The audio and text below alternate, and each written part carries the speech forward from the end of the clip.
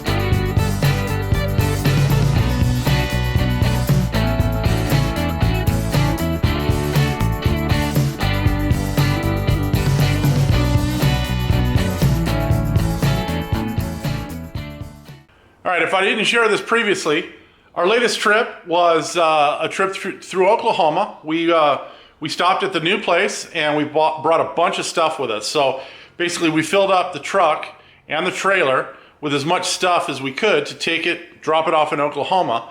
One of our main objectives while we were there was to take the Cobra with us, get it registered in Oklahoma, and then drop down to Texas for the Texas Spring Meet.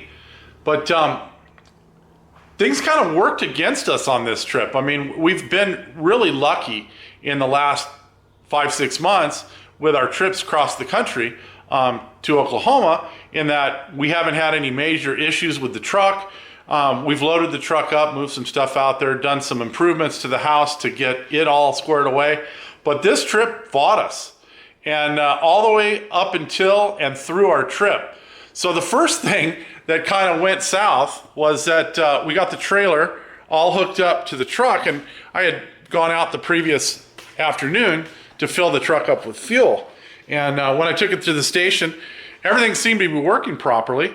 But when I got back and hooked the trailer up to the truck, all of a sudden we had no turn signals, no brake lights, and no emergency flashers on the truck or the trailer. And this was one of these 11th hour things that, you know, it was Saturday afternoon, about 2 o'clock, and we're set to leave first thing Sunday morning. So I quickly pulled out my EVTM. Now, if no one knows what an EVTM is, I've got one for both the dually truck and the donor vehicle that I originally built Slytherin with. And so I've got this is the one for the truck. So I pulled it out, and I wanted to find what in this book. So this is the EVTM right here. So it's electrical and vacuum troubleshooting manual. And every vacuum hose, every circuit, including the ECU, diesel, gas, whatever, is in this book. And so what I did is I traced the brake lights, the turn signals, and the hazard lights back to one central location.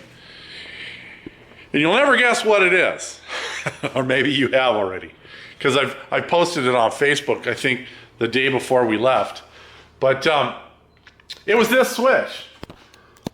So you would think, you know, a guy that sells turn signals for Factory 5 Cobras would have thought about this and not had to look in the book, but honest to God, the book saved me. So I diagnosed this. I started online, and I searched for any store that might have one of the turn signals in stock, because you got to remember, this is a 31-year-old truck. And not every store is going to stock one of these turn signals. So I searched O'Reilly's, AutoZone, any local auto parts store that I thought might have it. And I ended up at Napa, and I searched it on Napa. They said they had it in stock in one of their stores here locally, But I called the store to verify because I didn't want to make the trip.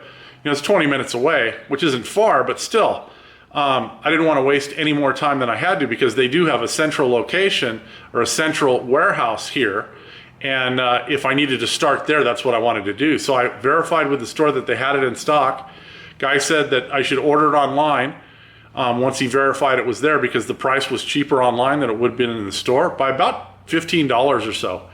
And he put it aside for me, and I ran down there and got it. And it took me about 45 minutes to an hour. You know, YouTube to the rescue, because there are videos, I think there were 3 or 4 of them that I found online that show you how to replace, but I found a guy that replaced the entire thing without pulling the whole dash assembly out, without pulling the entire steering collar apart. And I was able to replace the thing without, you know, taking the entire dash of the truck out. So that was nice. Now I do have one lingering issue that I'm gonna have to address later, but it didn't bother us on our trip at all. And so we got that swapped out about 4 o'clock on Saturday afternoon, hooked the trailer back up, and everything worked. So we were back on schedule. So got that all replaced, and then we set out Sunday morning on our trip, and we headed out to Oklahoma. And quite honestly, Sunday was very much uneventful. We just we drove from here to, where was it? We drove from here to Gallup, and I think we stayed in Gallup. Yeah, we stayed in Gallup, Arizona. No, Gallup, New Mexico. We stayed in Gallup, New Mexico the first night, Sunday night, and then we headed out on Monday morning, and our destination for Monday was going to be Lawton, Oklahoma. But what we noticed on Monday was that we were going through a lot of fuel. And it's been a while since we pulled the trailer. These last few trips that we've done to Oklahoma, we've taken the truck, but we haven't been pulling the trailer. And it just didn't dawn on me why our mileage would be so far down. And I finally noticed what it was, or what I thought it was, on the way home. But I'll get back to that. So we were burning through just about an extra full 2 tanks of fuel each day. So normally, we've got a 19-gallon front tank and we've got an 18-gallon rear tank. And normally, when we're towing, we get about 2.5, 3 hours out of each tank. So front tank 2.5 to 3, rear tank 2.5 to 3 hours. So we can pretty much get from, you know, home till Gallup on 2 fill-ups. So fill up when, you know, before we leave, and then 1 fill-up on the way there, and then the next morning we would have to fill up in Gallup. We went through an extra probably 1.5 tanks going to Gallup, and we did the same the next day. So we ended up with having to stop a 3rd time and filling up about 1.25 tanks to 1.5 tanks before we got to Lawton. And then once we got to the place in Oklahoma, it was actually, it wasn't too bad. We were able to pull into the driveway. That's one of the things that we were worried about with the truck and the trailers. We hadn't had the trailer hooked up and tried to go down the driveway there, because there's a pretty steep driveway at the place in Oklahoma, and we were able to get in and out of there without too much trouble. So Tuesday we left Lawton, and we went to our new place in Oklahoma, because it's about 2.5 hours away from Lawton. And we got there, we unloaded all of our stuff, and we actually got everything unloaded quicker than I thought we would. And so what that gave us is it gave us the whole afternoon to get over to the tag office to see if we could get the Cobra registered in Oklahoma. And I'm glad that we did. We were there at the tag office from about 1 o'clock in the afternoon until well after they closed. So we were there until almost 6 o'clock. They closed the doors at 5:30. And they continued to work with us. And I got to hand it to Mrs. IE 427. I believe she broke the tag office in Oklahoma. Now, if you don't know, in Oklahoma, all the tag offices are independently owned. And they work directly with the DMV there in Oklahoma, but you don't go directly to the DMV to register your vehicles unless you live in Oklahoma City. You go to one of these local tag offices, and basically they do all the paperwork and everything for you, and then they submit it to DMV. Now, the problem that we were having, and we're going to do a video specifically on this, is that the Cobra was never entered into the Invitas system here in California.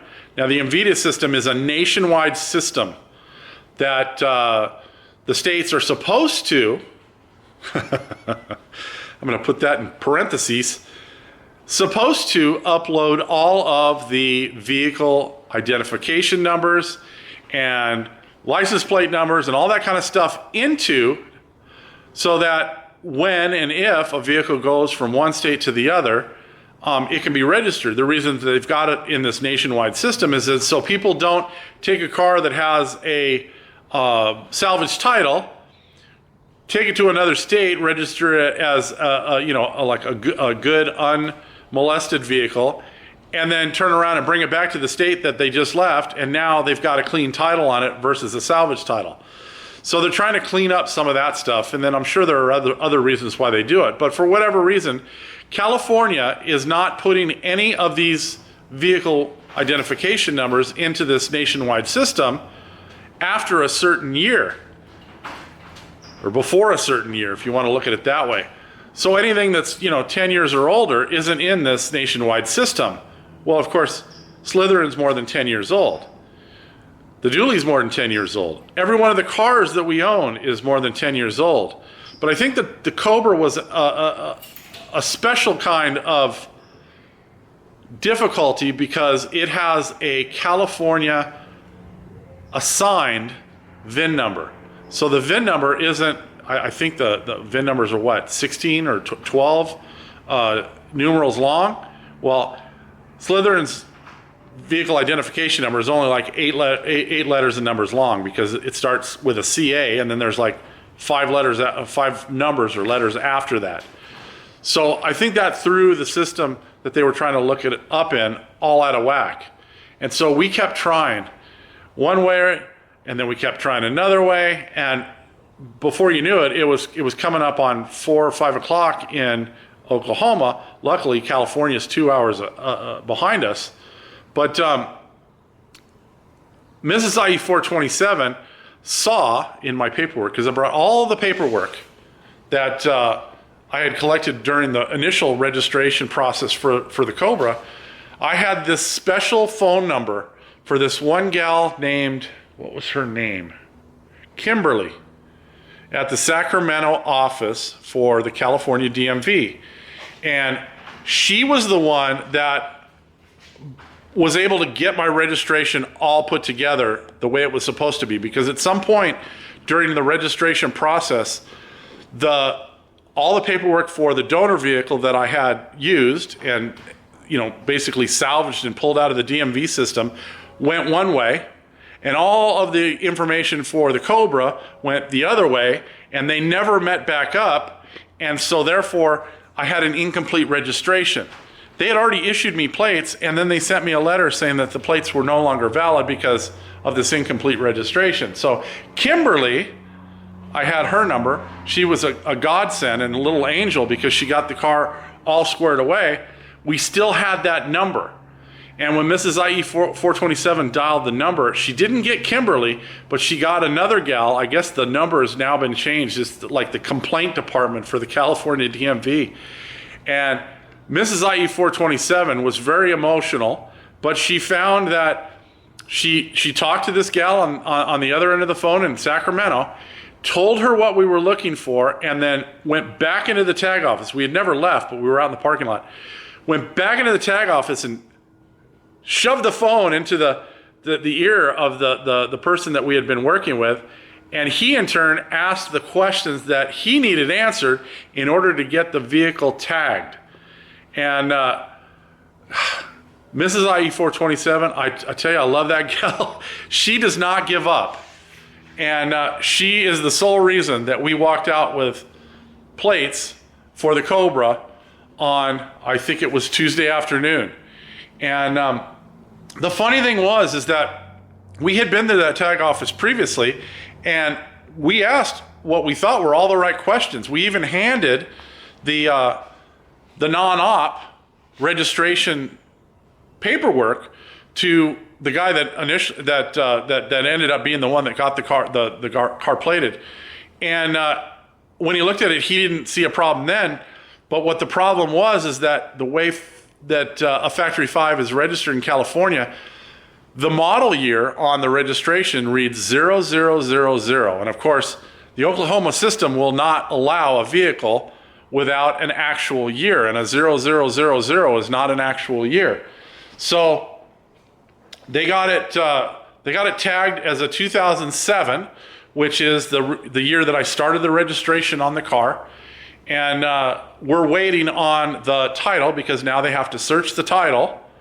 And the information, the VIN number, and all that information is supposed to be put into the nationwide system here in the next few weeks. And then we'll surrender the California title to the Oklahoma tag office, and they will issue a new title for Oklahoma.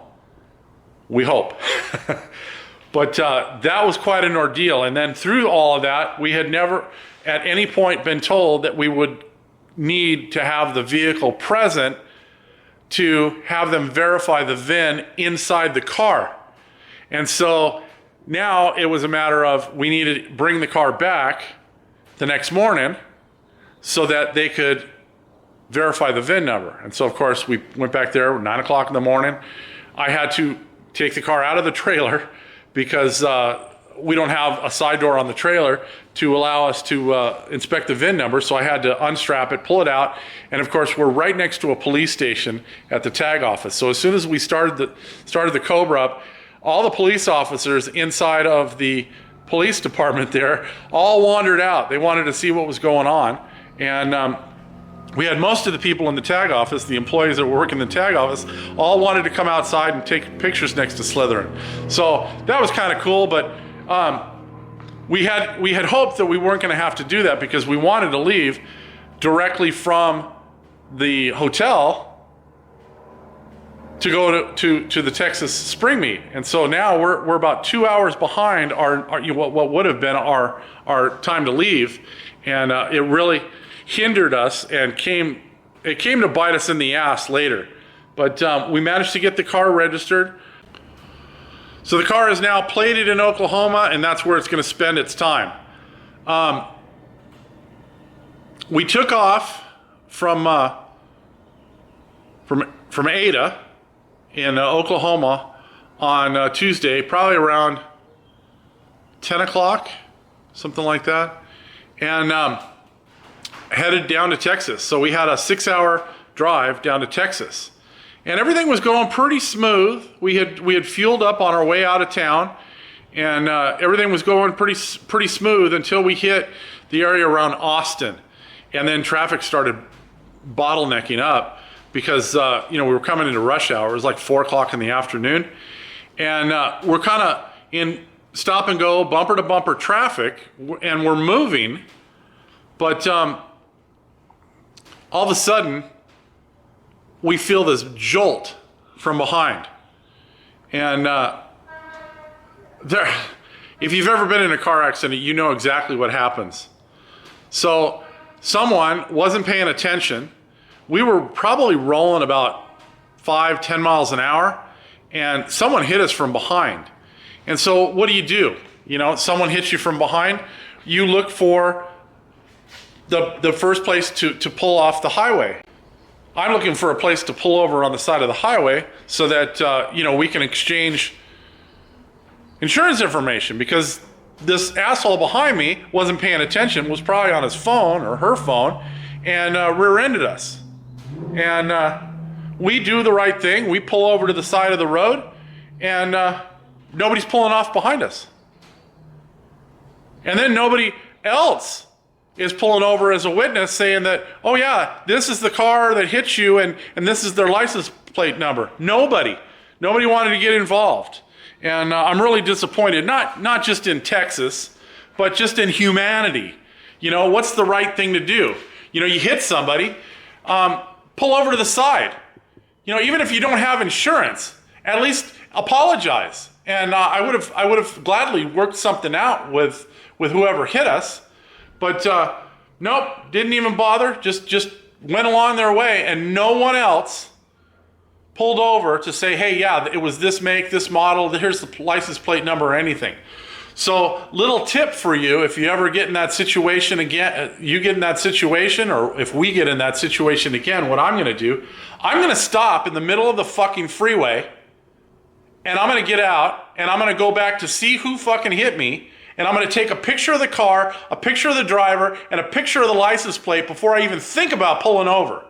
Because, like I said, I am so disappointed in humanity at this point. We'll walk out to the trailer. I'll show you exactly what happened to the trailer. But we had got a little bit of other bad news earlier that morning as we were heading out of Oklahoma. My phone had rung, but I guess I hadn't heard it, and I must not have had the Bluetooth on the radio connected. And we got a call from the hotel that we were staying at in San Marcos for our Texas Cobra Club cruise, and they let us know that our room reservation had been changed, and that we were getting bumped from our 2-queen suite to a single king suite. And I love Mrs. IE 427, but she snores, and she'll turn that around on me and she'll say that I'm a blanket hog. But as much as that may be, she snores in my ear. And so we sleep in separate beds for a reason, so that we can each get a good night's sleep. And we got bumped from our room because a college baseball team and a youth cheerleading team had basically taken over the hotel. So Wednesday morning wasn't all that good, because not only did we get bad news from the hotel, but then Wednesday afternoon we got rear-ended on the freeway. So let me take you out. We'll take a look at the back of the trailer. I already figured out how I'm going to repair it, and while I'm repairing it, I'm going to add a couple of things to the trailer so that hopefully it'll have a little bit better visibility for the assholes behind us that are on their phone and aren't paying attention. All right, I'm out here at the trailer, and you can see the back of the trailer. We got a couple holes in the aluminum here, and that's where the 2 screws that hold the license plate for the car that hit us hit and tore the aluminum. So I think what I'm going to do is I'm going to strip the aluminum out on the bottom here, and I'm going to replace it with diamond plate, much like the front of the trailer has out here.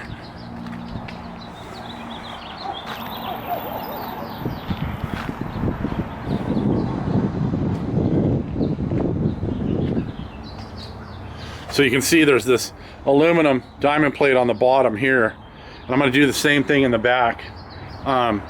You know, it's real reflective when the sun hits it at the right angle, but who knows, maybe that'll help, and we won't have an issue with someone hitting us from the back again. The trailer took a beating on this trip. I mean, there's so many bugs on the trailer. The truck fared actually pretty well, but I'll get back to the truck in a few minutes and the gas mileage. But so yeah, I'm gonna replace that with some diamond plate at the bottom. Hell, I may just go over it and fasten it to the structure. The structure didn't take any damage, so there's steel in there behind here and about every 16 inches on the back door, and it held up pretty well. The other thing I think I'm going to do is I'm going to add brake lights. So I'm going to take these brake lights off, and I'm going to make this whole side brake lights on both sides of the trailer to add some more visibility to it. I've got some interior lights that I'm going to add while I'm at it, just so that it's easier to see inside the trailer. And I'm going to take and replace the bumpers up here because they're getting worn out. They, you know, the trailer's what, 10, 12 years old now, and you know, it's time for a refresh. So I'm going to take this opportunity to get some things done on the trailer. The last thing that we're going to add to the trailer is we're going to add a camera. Basically, I'm going to get a dash camera, and the dash camera is going to be tied into the back camera here so that it's recording all the time. And so we're not going to have this issue with someone nailing us from the back again and not knowing who they are. We'll have video evidence of who it was, and we'll be able to go to the police department and the insurance company and say, hey, yeah, this asshole here hit us, and you investigate it, you figure out who they were. So we've got still some stuff to do on the trailer for the short term. I got to get all the battery chargers and everything plugged back in. I've got to get the trailer washed. I got to get the truck washed.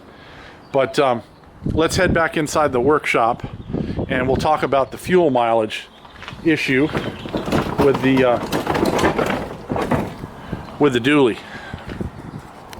When I initially lowered the dually, it had 410 gears in the rear and a tire that was basically 30 inches in diameter. I think it was 29.7 inches in diameter. It's a 215/85/16. And I wanted to get it even lower because I was doing car shows with it at the time.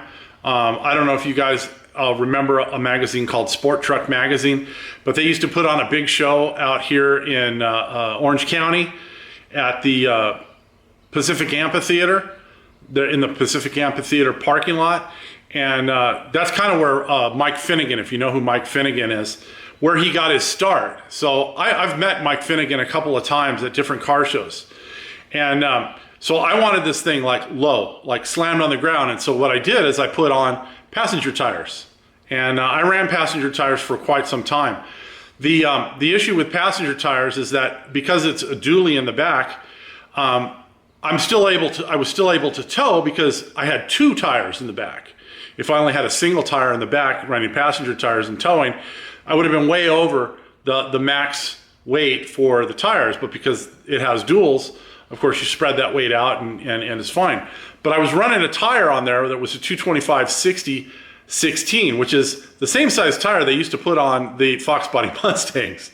And it's a pretty small tire. It's only 26.5 inches in diameter. So I went from a 30-inch tire down to basically a 26-inch tire, 26.5-inch tire.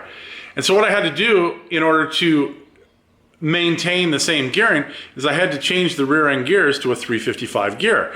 If you do the math, basically you take the tire diameter times the ratio and then divide it by the opposite dimension of the tire, diameter of the tire, and that'll give you the ratio you need. And so when I did that math, it was 356, so the closest gearing to that was a 355, and it worked out fine. And I drove like that for probably 6-8 years.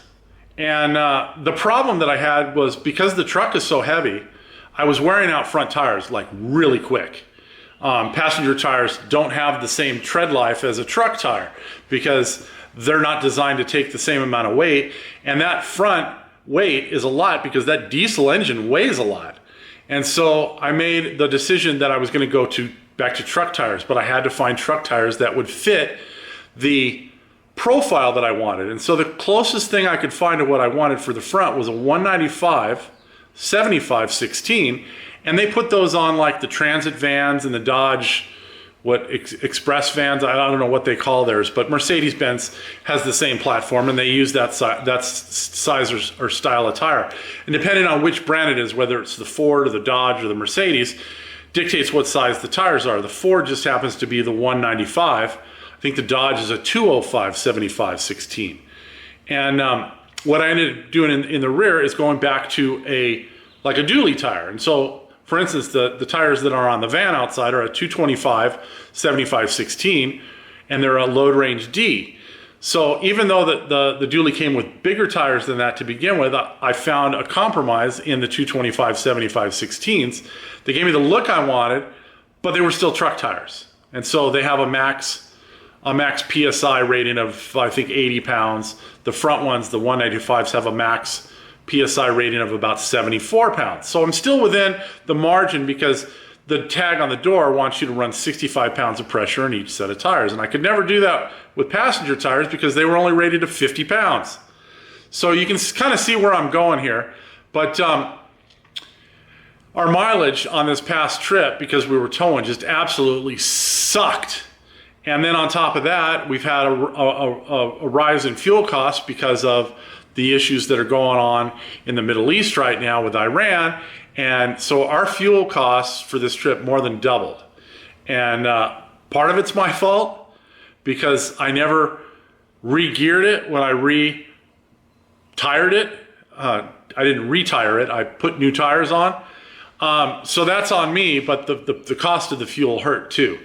But hopefully that's just temporary. But what I'm doing now is I've ordered a set of gears and an installation kit for a set of 373 gears. And I'm gonna replace the 355 gears with 373 gears. And then I'll probably do one more tire change. And I'm gonna do the tire change to a 205 75/16, which is gonna be a little bit smaller in diameter, but still a truck tire. So it's that same C-class rating. So it's able to maintain a truck tire and the weight, but it'll be a 205 75/16. So it'll be a little bit shorter, and that tire size mates up perfectly with the 373 gears that I'm going to be putting in to basically put the truck back where it was when it had the larger tires when I first bought it. So in a roundabout way, I found why the truck was just burning through so much fuel. Basically, every time we hit a hill, I needed a downshift. And it shouldn't be that way, because when I had the proper size tires, according to the gear ratio, we could motor on up most of the hills without the truck ever downshifting. And it just lugs way too much with the gears that are in it because they're just too high. So it's a 355 gear with a tire that's 29.2.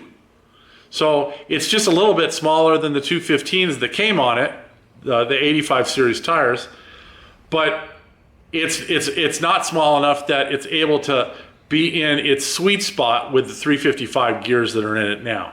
So I know that's a lot of stuff, and you guys are probably just, all the numbers are probably just driving you nuts, but I kind of live for numbers, so that's my wheelhouse. So the truck is on the mend. We're gonna get all that stuff kind of squared away here in hopefully the next few weeks. You may even see Anthony. If I do a video on changing out the gears, you'll probably see Anthony here, because I think I'm gonna give Anthony a ring and see if he's interested in helping me do the gears.